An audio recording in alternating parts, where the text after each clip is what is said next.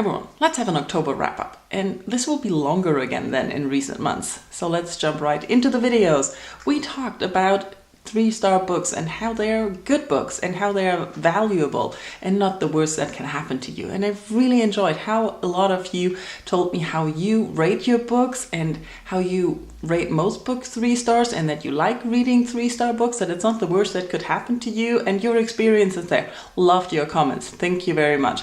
Also, the discussion about going back to the gym and feeling uncomfortable there and reclaiming the space. A lot of you had really good tips. I'm trying them out and hope they will work. And it also felt good to know that I'm not the only one who doesn't really enjoy the atmosphere of a gym. And of course, thank you all for the nice words to my letter to the months. Which already brings us to the books I read in October. And you won't believe it, but I read 10 things in October. I know this rarely happens, but it's mostly due to not sleeping at night and walking a lot. So let's jump right into the physical books I read. I finally finished The Wasteland, the 3rd book in the Dark Tower series, and it was a big chunker. It took me a really long while, mostly because it slowed down and I kept thinking, oh, how can we shorten it? But nothing was superfluous. It was just slow moving and the story progressed and I liked what happened, but yeah, slow going. After that, I read an ebook, The Abyss Surrounds Us, which unfortunately didn't work out that well for me.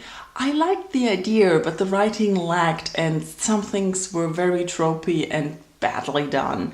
There is a review up on that one. And this review is together with Turtles All the Way Down by John Green. And I do like this book, I like the characters, but as I mentioned before, if you don't like John Green's writing, if you don't like his narrative voice, if you don't like his characters, the ones he always creates, you will not like this book either. I like it because it has all the things that I like in his books. And I also like the representation of the mental health. That was very well done. What I didn't like was the main character's best friend and how it is never really discussed or looked upon how the best friend treats the main character, and that it's only the main character who feels bad about the treatment of the best friend, but basically I had issues there. The next book I read was To the Devil A Diva, and this was a weird book. I really enjoyed the writing in it, but I didn't really like the story, mainly because I didn't know where it wanted to go most of the time. The book is separated in 4 parts. I put up a full review where I explain all this, but it has a satanistic occult theme somewhere in it, which is the only theme I can see. The last book I read was The Ballad of Trench, which is an epic tale of Trench, and it tells the story of one man who turns 108, and so we look back on his life. One of those books. But I really enjoyed that we don't focus on all the world events. It's more localized. It's focusing on West Virginia and events there connected to the mining crisis and the development there in West Virginia. So it's very local, and I enjoyed that. I really liked the character, and the writing was also very well done. The rest of the books were audiobooks. I listened to the 6th installment of the Iron Druid series, Hunted, and despite me still liking the series and the characters, I feel it's done. There wasn't that much plot left, and I mainly enjoyed the characters, and there were some parts where I was like, oh no, but then they turned out good, thankfully.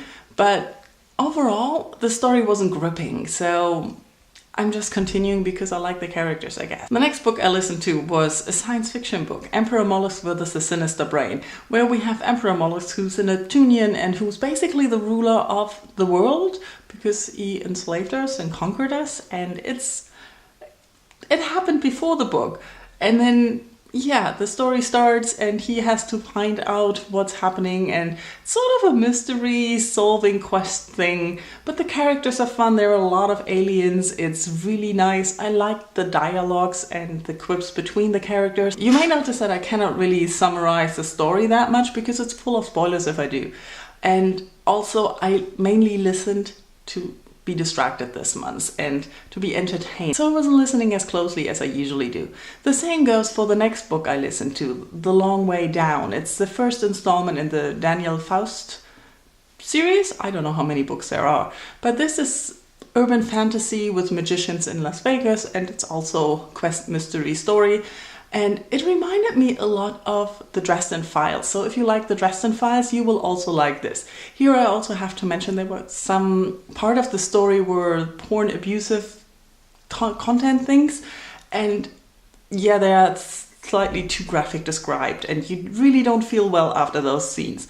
It's not it's well addressed and that it's wrong, but it still was a little too graphic for me at some points, and it fits the story. It's darker than the Dresden Files, but it was still fun to listen to. So if you like those, you will like these two. And the last two audiobooks are non-fiction great courses books. I listened to Becoming a Great Essayist, and I didn't listen to the book with the aim of becoming a great essayist. It's more that essays are a blank to me. They're confusing. I never really know where to put them, how to categorize them, and what they really want to do and how they work. So this was very informative because you have 24 lectures on different types of essays and how to publish essays and things like that. When it comes to becoming an essayist and writing tips, I don't think this is the greatest that you could get, because I wasn't paying that much attention, but I don't think that every lesson came with exercises.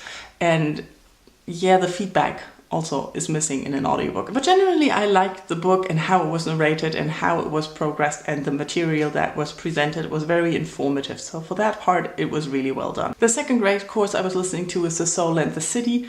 And this one I don't like as much. It's less informative. I don't really find it easy to listen to, which may be the result that it's from the 90s, and the recording, even though it's not super bad, it's not as good as nowadays recordings are. And you have a lot of those mouse smacking noises that people make when talking, and this professor, it's just, it's hard to listen to at points. And there are also a lot of images, so I listen to audiobooks while I'm walking and exercising, so I cannot look at things at the same time. And I forgot to check if there's even a PDF of the material he uses so that you could look at the pictures while he's describing them. So this one I would skip.